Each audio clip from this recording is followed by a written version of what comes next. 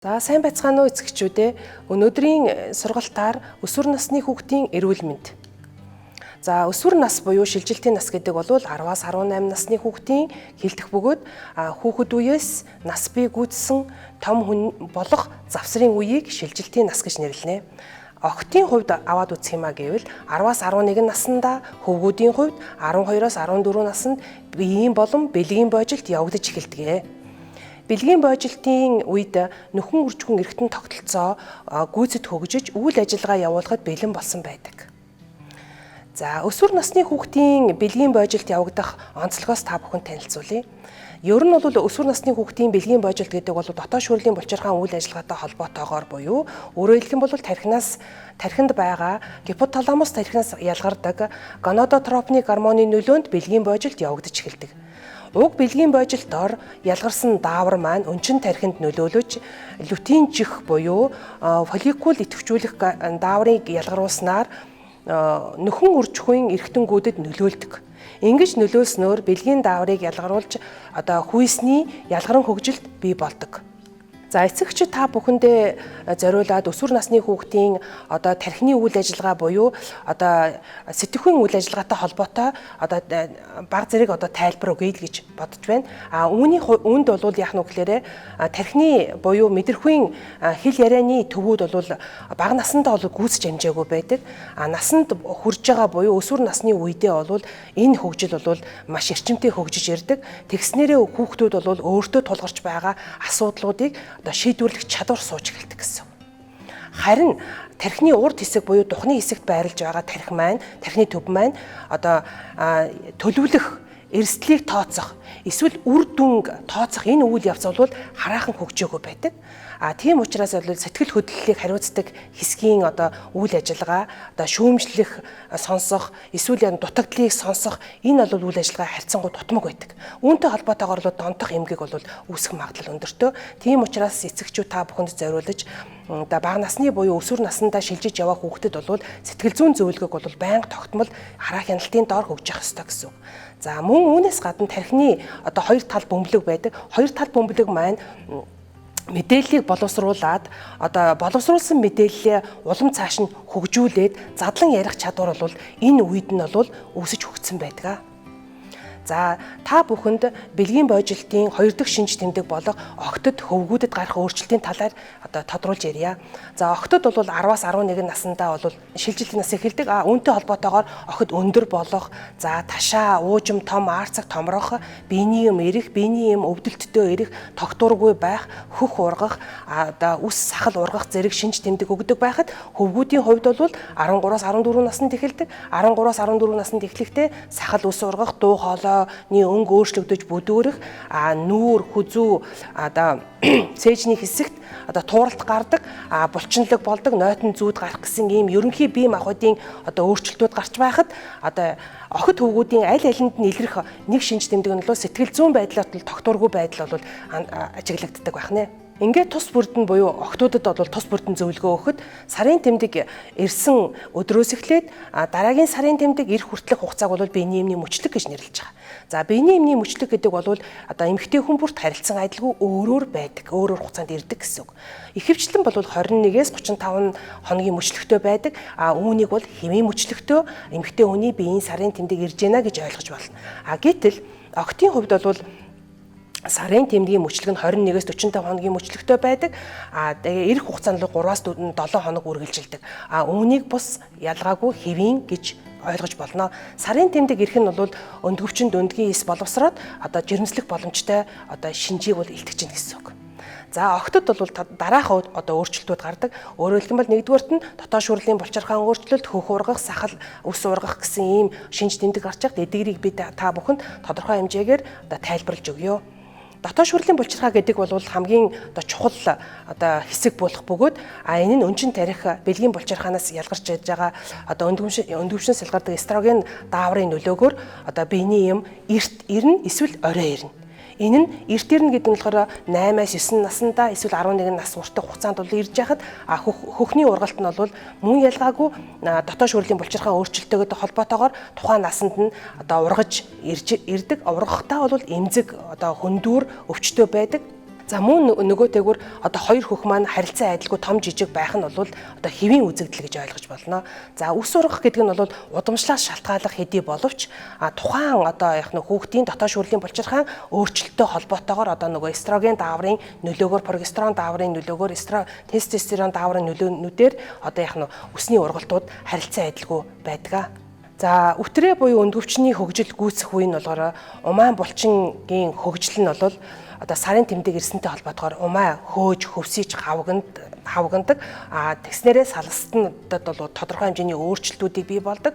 Үүнтэй холбоотойгоор бол үтрээнээс шингэн одоо цайвар өнгийн ялгадас гардаг. Энэ нь бол одоо тогтмол байх ёстой. Одоо үтрээг нэгсэндээ чиглэж гэн гэж ойлгох юм. За өндөр болох гэдэг нь бол тухайн хүүхдийн дотоод шүүрлийн булчирхай буюу өөрөөр хэлэх юм бол одоо өнчин тархинаас ялгарч явж байгаа соматотрофны гормоны өөрчлөлттэй холбоотойгоор өндөр болох процесс бол явагддаг. За ингээд илүү октийн хувьд аваад үзсэн ерөнхий шинж нь ийм байлаа. Одоо гарч ирж байгаа одоо нөхөн үржих эргэтэн тогтолцоонд гарч ирж байгаа тогтолцоонуудын өөрчлөлт нь ийм байхад ерөнхий шинж тэмдгийн хувьд аваад үзэх юм аа гэвэл тархинд гарч ирж байгаа өөрчлөлт ходоод гэдээс за тэгээ нөхөн үржих эргэтэн тогтолцоо тулгуур хөдөлгөөний эргэтэн тогтолцоо зүрх судас амьсгалын эргэтэн тогтолцооны өөрчлөлтүүд дээр бол тодорхой хэмжээний одоо өөрчлөлтүүд гарснаар одоо нас биед гүйцэж яваа эмэгтэй хүний одоо хэмжээнд хүрдэгэ гэж ойлгох юм. За өндгөвчнөөс одоо өнчин тархинаас ялгарч ирж байгаа дааврын нөлөөгөөр бэлгийн одоо өөрчлөлтүүд бий болдог. Гэтэл бол хоол боловсрол эргэтэн тогтолцооны хувьд аваад үзэх юм аа гэвэл шилжилтийн насны охид хөвгүүдийн хувьд аль алинд нь ходоод гэдэсний замын салст нь бол уян зөөлөн байдаг. Цусны судсаар баялаг байдаг. Судасны хааны нэвчимтгий чанар сайн байдаг учраас тухайн одоо шилжилтийн насны хүүхдийн хоол боловсрол үйл ажиллагаа бол харьцангуй бол одоо юу байдаг? Эрчимтэй явагдаж байдаг. Тийм учраас бол энэ насан дээр хүүхдийн хооллолтын байдал дээр бол эцэгчүүд анхаарах нь хамгийн чухал гэж ойлгодог. За дараагийн дугаарт нь бол амьсгал зүрх судасны системийн үйл ажиллагаа нөгөө л одоо дотоод шүүрлийн булчирхайн үйл ажиллагаатай холбоотойгоор амьсгаадах, амьсгал давхцах тийм ээ. За зүрхэн дээр бол зүрх дээлсэх, зүрх салганах, савлагч гэдэг юм уу ядрах, одоо итэхгүй болох, амархан ядрах зэрэг одоо шинж ажиглагдаж байхад тулгуур хөдөлгөөний эргэтэн тогтолцооны хувьд бол нөгөө өндрөөшөө маш эрчимтэй өсөж байгаа учраас кальци, фосфор, магний зэрэг одоо минералууд буюу өөрөөр хэлбэл бол ультра микроэлементүүдийн одоо эрэлт хэрэгцээ сайжирч идэг. Энэтэй холбоотойгоор бид нар бол тогтмол хүүхдийг бол ус уух хэрэгтэй гэж зөвлөдөг. Гэтэл тэр ус маань өөрөө ямар хэрэгцээтэй юм бэ гэхээр одоо хурцсгуурын үүрэгтэй буюу биокатализаторын үүрэгтэй байдаг учраас хүүхэд бол тогтмол усыг бол ууж хэрглэж яах нь хэрэгтэй байна гэж зөвлөх юм.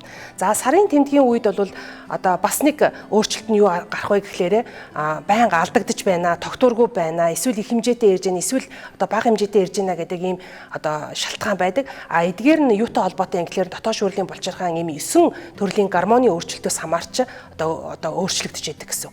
Нэгдүгээрт нь бамба булчирхаан, хоёрдугаарт нь лютеин гормон, кортизол гормон, инсулин, эстроген, метионин, тестостерон, прогестерон гэсэн даавруудын нөлөөгөөр одоо эдгээр одоо сарын тэмдгийн мөчлөг алдагдах шалтгаан бол үүсэж байдаг.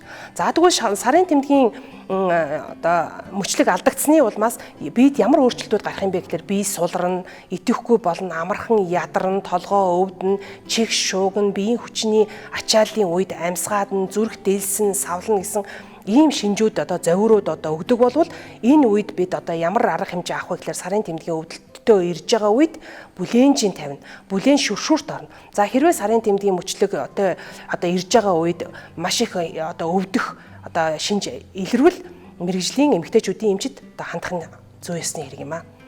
За бид сая одоо дээрх дурдсан слайдууд дээр октод зөвлөгөө өгсөн бол одоо хөвгүүдэд одоо гарах ямар өөрчлөлтүүд гарах вэ гэхлээрэ нөгөө л бэлгийн булчирхаан өөрчлөлтийн үр дүнд өөрөөр хэлэх юм бол өнчин тархинаас боловсруулж гарч ирж байгаа дааврын нөлөөгөөр төмсгөнд бэлгийн даавар болох тестостерон ялгардаг. Энэ ялгарсны үр дүнд тосны буюу хөлсний булчирхаан үйл ажиллагаа идэвхжснээр одоо нүүрэн дээр батг гарах, хүзүүн дээр, цээжин дээр, нурган дээр одоо батг гарч байгаа. За мөн үүнээс гадна бол хөлсний булчирхаан үйл ажиллагаа идэвхжснээр их хэмжээний хөлс ялгардаг. Ингэснээр арьсны одоо яах нь бохирдол бий болсноор батгшилт бол үүсэх нөхцөлийг бол бүрдүүлж өгч байдаг. Дараа нь бол төмсөг хуухныг томордог. Энэ нь одоо төмсгөнд бэлгийн эсийн нөгөө тестостерон боловсролттой холбоотойгоор одоо энэ үйл ажиллагаа идэвхжиж байна.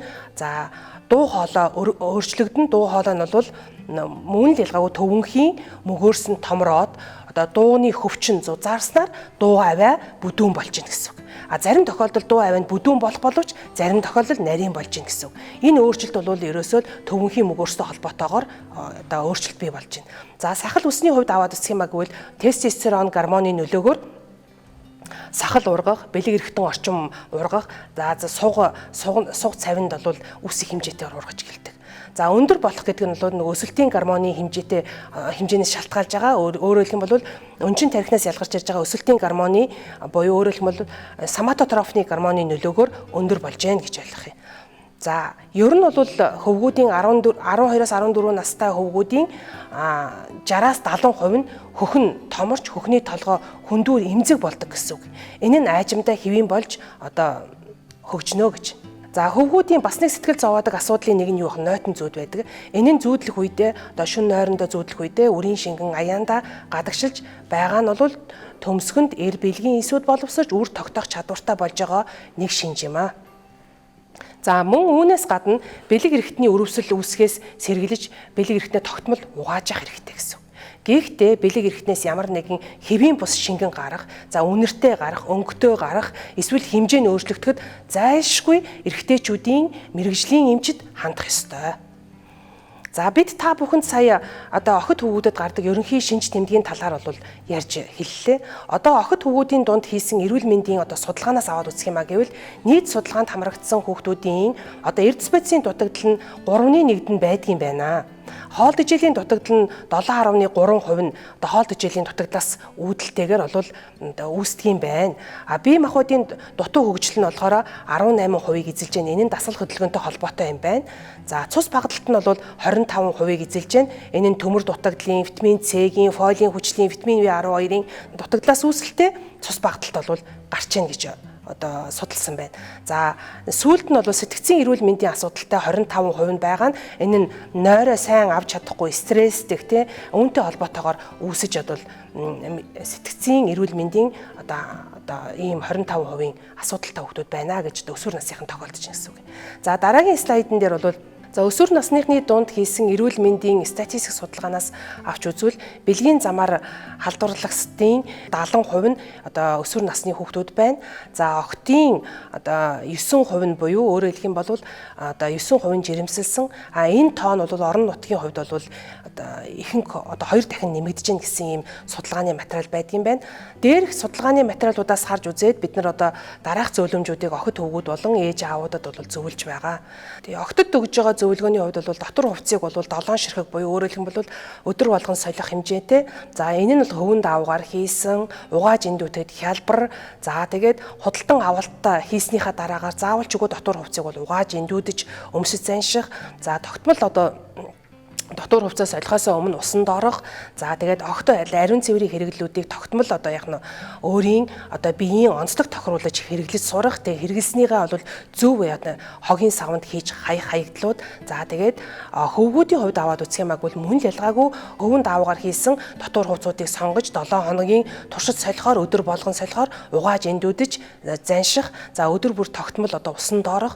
Усанд орсныхаа дараагаар тогтмол одоо яг нь зөв одоо нөгөө дотор хувцас өмсөж хэрэглэх, за хорт сурчлаас татгалзах, за арьс арчилгааны бүтээгдэхүүнийг бол тогтмол одоо хэрэглэж өөрийн биеийн онцлог тохирж хэрэглэж сурах гэсэн ийм зөвлөгөөнүүдийг өгөхөөс гадна дасгал хөдөлгөөнийг хийж ажил амралтын дэглэм, нойроо, хооллолтын дэглэмээ бас анхаарах.